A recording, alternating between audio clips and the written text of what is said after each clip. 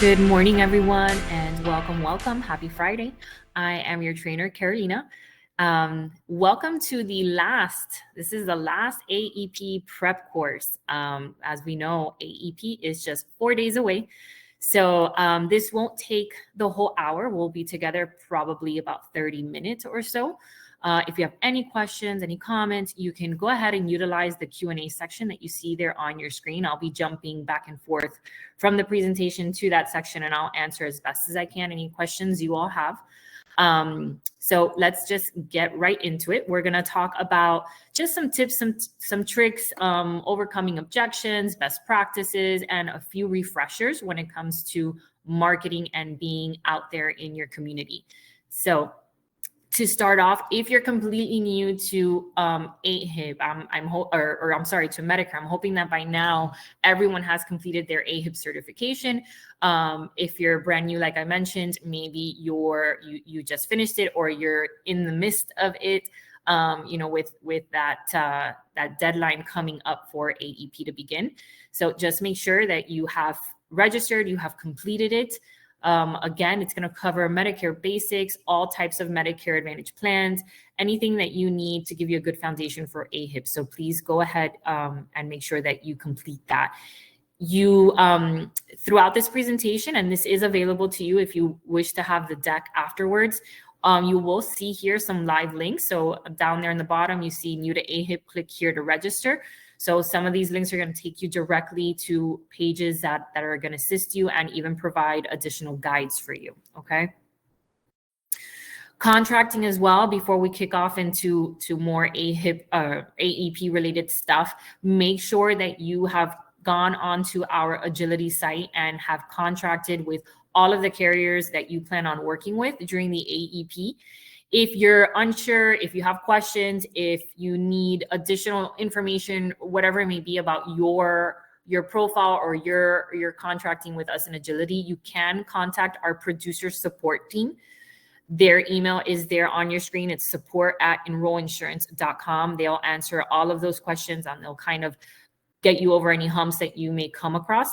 And as well, here on this slide, there is a live link to get you to the exact contracting page with Agility. Okay, so just take a look and just make sure you've got everything you need and that you're covered in that sense.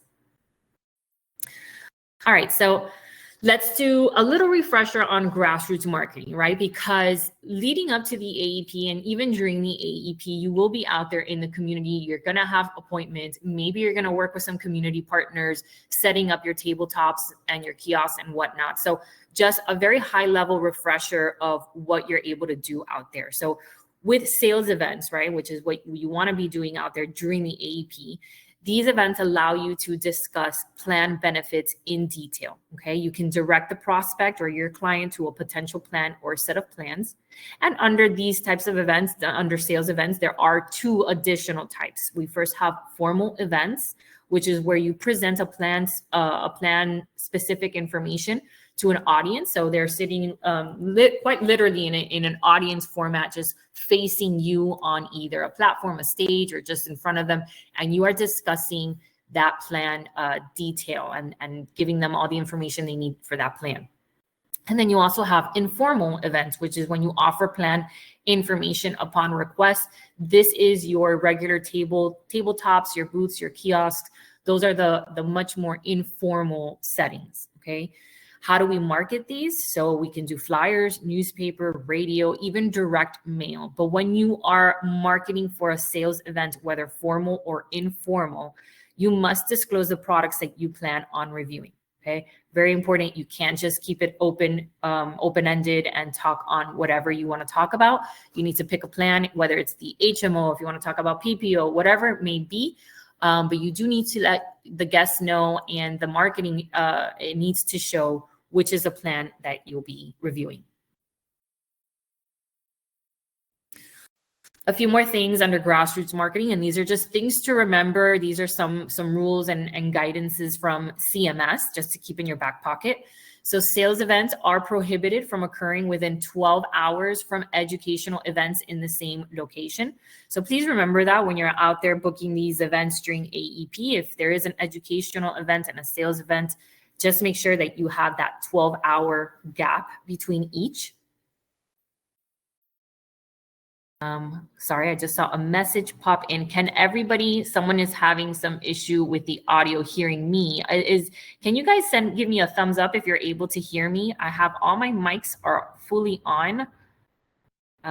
Just want to make sure that not everyone has an issue. Okay, perfect. So it seems like my mics are working well. If you may want to try adjusting the volume or maybe the connection on your end.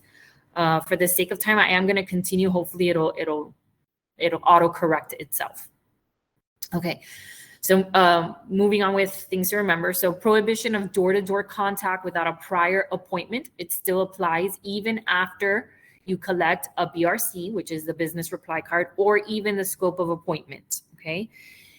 Scope of appointments, still, you cannot collect them when you're doing an educational event, but you can, by all means, put out your business reply cards. Those are allowed at the educational events, but also remember, they are not required to be completed by your guests or by the attendees. It's not mandatory. It is just there for whomever wants to fill it out.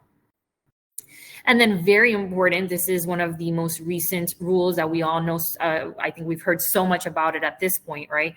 There is a mandatory 48 hours between the collection of the scope of appointment and you meeting with a client, okay? This is gonna allow the client time to think about their decision. Why did this come about? I've talked about this in other trainings as well. So this came about because there was an uptick in complaints from members who called in and said, well, I felt rushed. I felt like I had to enroll right then and there. You know, I'm not even sure I understood what I was enrolling in or what the benefits were. So to avoid that, so this is really to protect you as the broker. To avoid all of that, CMS put in place this 48-hour rule, or the cooling down period. That's what they also refer to it as. Okay, so this is really a protection for you as well. So this is giving that space between that appointment and that client, and it's giving them that time to think, so that then if unfortunately they call and say, I felt rushed, well, we know there were 48 hours for them to think about their decision, okay? There is an exception to this 48-hour rule. So if the client is approaching the end of a valid enrollment period or is a walk-in. So what is a walk-in? A walk-in is considered anyone who approaches you out of nowhere, right? Maybe you have an agent office with a carrier. Maybe you have some place that you sit and you work, and you are being approached. If they call you, that is the typical walk-in. Okay, so if it is a walk-in, then you do not have to do that 48-hour rule. Agility marketing miles. So good to know this information if you don't know it for AEP, because we know that there's just going to be an abundance of business, right? You guys are going to be very, very busy making those sales, getting those policies in. So agility marketing miles. This is our way of awarding your success. Okay, so how can we participate in this? Well, first and foremost, you have to be an agility agent, right? You need to sell 10 policies. That gives you 250 marketing miles. Or if you sell 20 of any policy, that gives you 500 marketing miles, all right? Any of the marketing miles that you earn, they are going to be used with Luminos Creative. Luminos Creative is the third-party marketing they work for. They help us with any and everything under the marketing umbrella. Okay, so you will be working with them once you start collecting those miles. And then here on this screen is the actual marketing miles flyer, giving you additional details. I'm going to keep this out on the screen for about a minute. If you all want to pull out your phones, and you'll see there on the bottom left, there is a QR code. Go ahead and scan that, and you can just scan it and keep it open for later on. But you can scan it and complete the information there, complete the form that's going to populate, and that is going to get you registered for our marketing mile. So I'm going to give this just about a minute. I'll leave it right here, and then I'll move on for you guys. So go ahead and scan that if you don't have it already.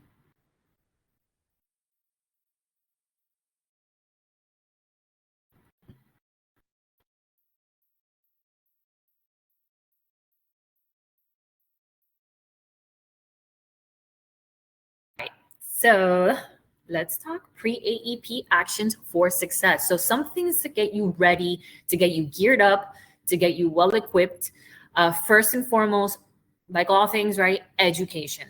Deepen your understanding of Medicare plans, any changes and regulations. Very important that you understand what does the landscape look like? What do the plans look like coming into 2025? Outreach. Begin contacting your existing clients to discuss potential plan changes and answer questions.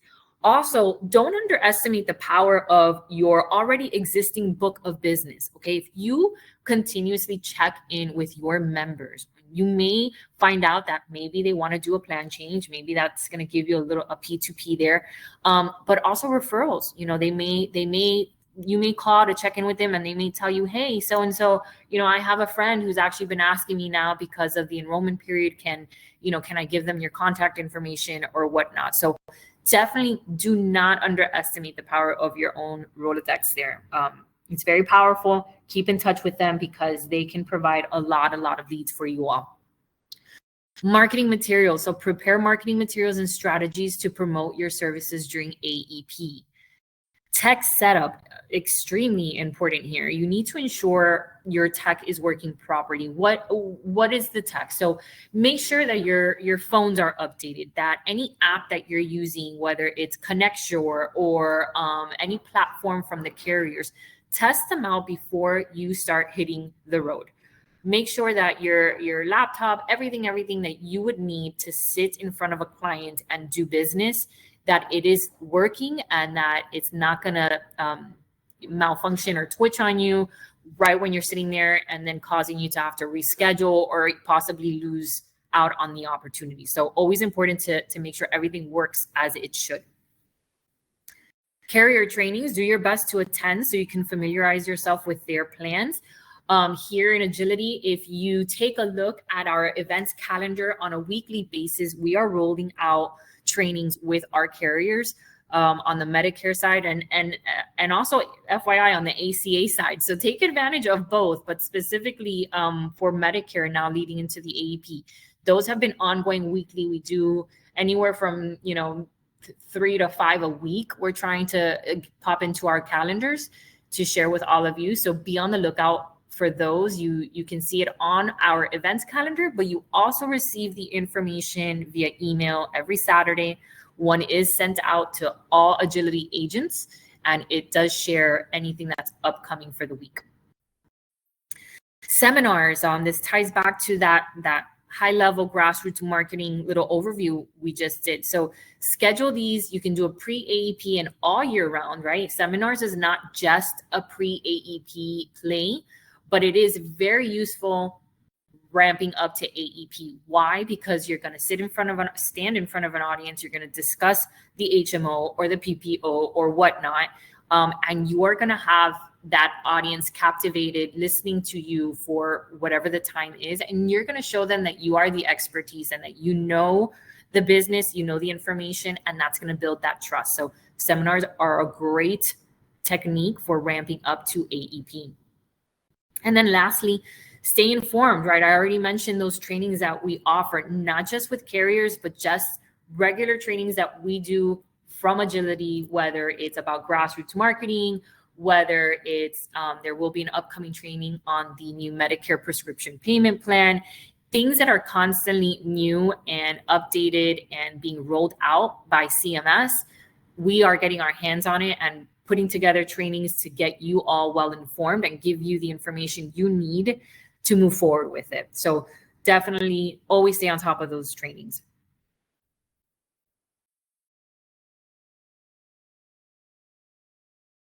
Let's review some dates here. So when does AEP begin? We know that enrollment is between October 15th in 4 days through December 7th. During these dates, coverage can be added, dropped, or switched. If your client misses the enrollment period, okay, they may need to wait until the next enrollment period to make a change unless they qualify for a special needs plan. But if they don't qualify for a special needs plan, then the next period that they would have to make any kind of change would be the OEP. So I'm touching on the OEP briefly because it's important to know what is the option for your client in this scenario, okay? So OEP begins January 1st, runs through March 31st.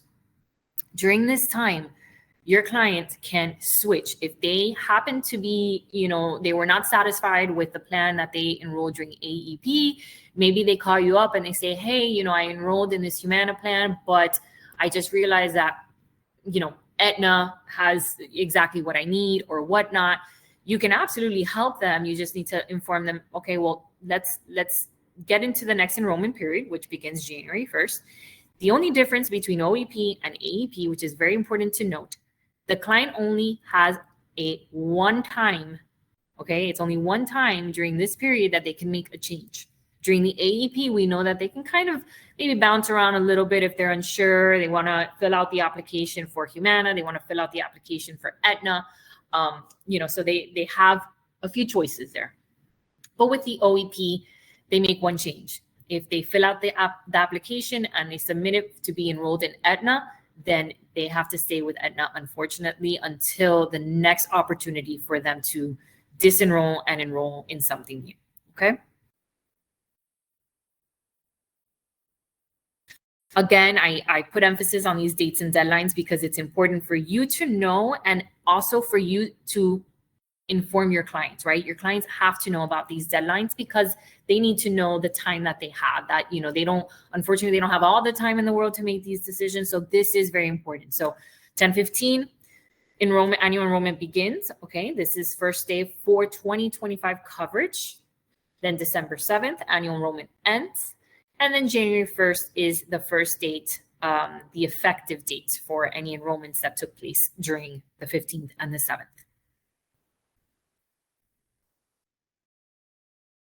All right, Connecture.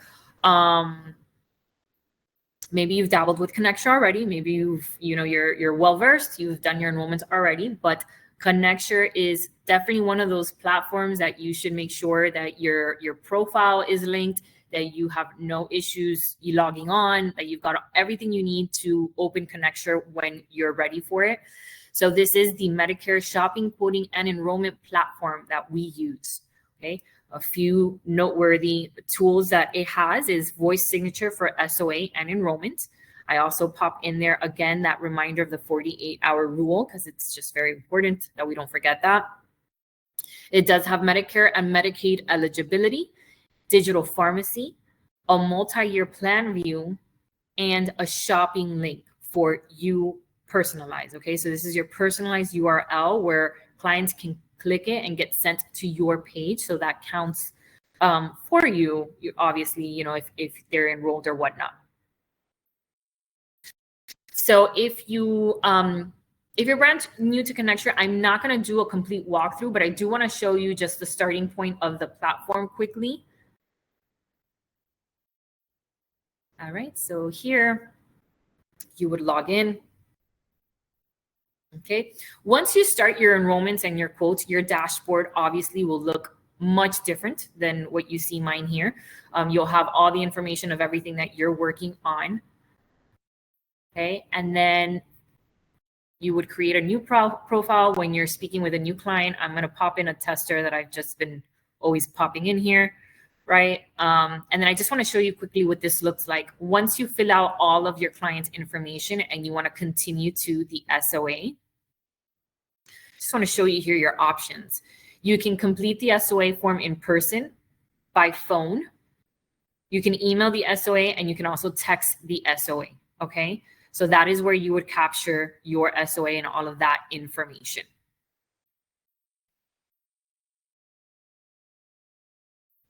Going back, and again, it was just a quick, I wanted to show you what it would look like once you jump in there. I'm not going to do a deep dive into Connecture because hopefully by now you're all working well with it. Let me see here. I see a quick little comment here. So do I recommend using Health Sherpa for Medicare? So I would stick to Connecture for Medicare until Health Sherpa, Health Sherpa is ACA. So Connecture is really going to give you more of that Medicare base and all of the Medicare plans that we have loaded in there. So I would stick with Health Sherpa when you're doing your ACA business. I need help with that. This is my first year with Medicare. Okay, so Keisha, if you do need help with Connecture, there is a training that is available, a recording. If you reach out to me, and everyone will receive my contact information after this course. If you reach out to me after this, I can absolutely share that with whomever needs it. And it's there for you, and it's a very good guided walkthrough of Connecture. So needs analysis, this is a more structured approach to identifying and evaluating your client's needs, okay? It is an acronym. So the questions, the reason for the needs analysis, right, is that it's gonna give you these questions to really form the conversation, to lead you into the way of what your client needs and where you're gonna take the appointment or the conversation. So the questions are, what type of insurance, if any, do you have now? What do you enjoy about your current plan? What do you like the most? What do you wish you could alter or add to your plan? And are you the decision maker? Okay, and then lastly, you would summarize all that. So these questions have really been like pre-built for all of us, right? It's kind of been handed over to us because this is going to give us a good idea of, okay, well, we now understand the needs of our clients. So I have already a plan in mind that going to be perfect for them. It's going to help you with that type of a conversation. And overcoming objections. So with the needs analysis, there are several common objections that we hear from clients every time we're trying to do business, or we're trying to help them, or we're in an appointment with them, right? The needs analysis is going to assist you with overcoming that. So let's review a few common ones that always pop up and come up in conversation. The first being the price is too high. Okay. With this objection, make sure that you have given sufficient value to your product. You know, why is this product worth it? What comes with this product? Look at all the great things that you're going to get with, you know, this plan, et cetera, et cetera. So this is going to, if you are able to address from the needs analysis what your client enjoys and what they would add or alter, this would cover this most common objection, okay? Then we move on to now is not a good time. Well, with this objection, you identify the decision-making process from the needs analysis, and that's gonna assist with that. Oops, I went a little too far. This should be discussed with the husband, wife, son, daughter. We know that that is just such a common thing that we hear, like, oh, you know, I need my son here to really have this conversation, or, you know, I can't talk right now. I need my spouse needs to be here. So again, it's very important that from the get-go, we identify, are you the decision maker, or do you have a power of attorney? Do you have an authorized representative? Is there someone else making these decisions for you? So once you get that out of the way, you know that you can speak to them, or you need to, maybe you may have to reschedule and speak with the son when they're available, or whatnot. Can you call me back next month? Can we reschedule? So this is so important because I mentioned earlier about those dates and those deadlines, why I brought them up a couple of times there. You need to be prepared to address the current enrollment periods that are available, okay? So they may say, hey, can we just do this another time? Well, it's important that they know, yeah, we can do this another time, but, you know, ma'am, you have a week left. You have, you know, the deadline is the 7th. We don't have too much time, and I don't want you to miss this opportunity, because if not, you're gonna have to wait for the next enrollment period. So if you see how all of that connects as to why it's important to know not just about the AEP, but also know that right after, they would have to wait then for the OEP, or, you know, if they qualify for that special needs plan.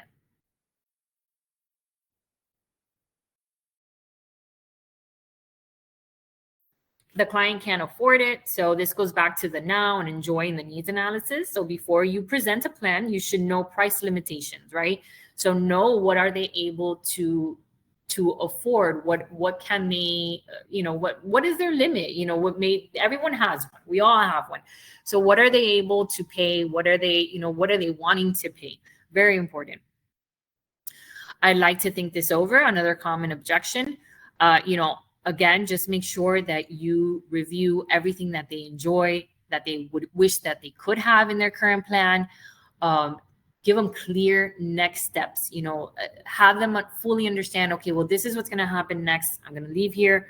I'm going to call you in X amount of time, whatever the next steps may be.